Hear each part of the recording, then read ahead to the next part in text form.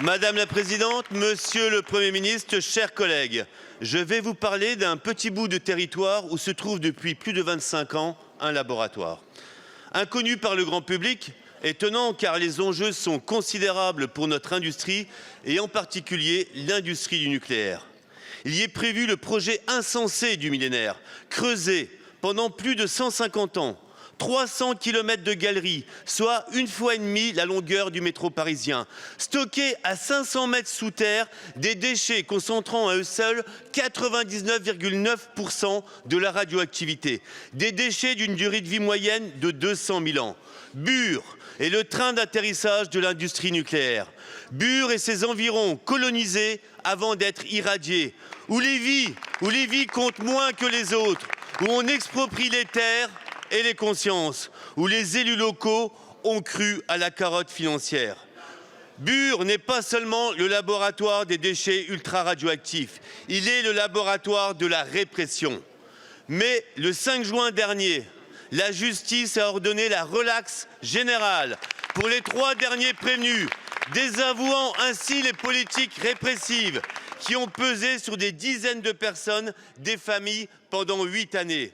Cette relaxe, c'est la défaite du talon de fer, écrasant la démocratie, instrumentalisant les procédures judiciaires, réprimant violemment toutes les contestations, comme à Sainte-Soline, autour de la 69, les soulèvements de la terre et à Bure. Alors ma question, quelle réparation prévoyez-vous pour ces personnes injustement poursuivies, pour ces vies empêchées et cette lutte entravée?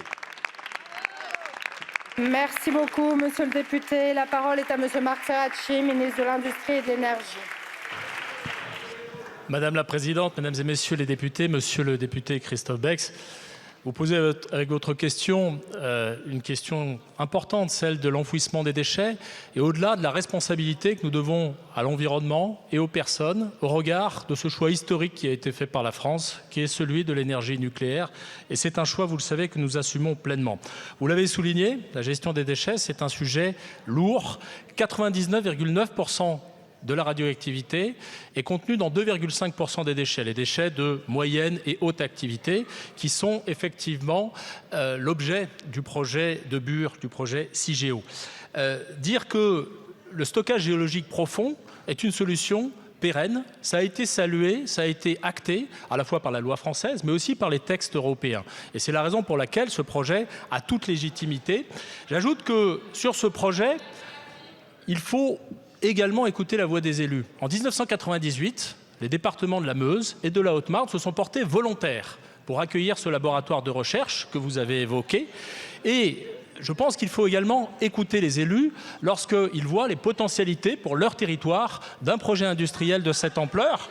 Je pense qu'il faut se réjouir de l'avancement du projet CIGEO, dont la décision d'autorisation est envisagée pour 2028. Il faut s'en réjouir et d'ici là, il faut continuer le dialogue avec les élus autour de ce projet de territoire. Il se trouve que j'étais il y a quelques semaines en Haute-Marne et que j'ai eu l'occasion d'échanger avec eux à l'occasion d'une visite de site industriel.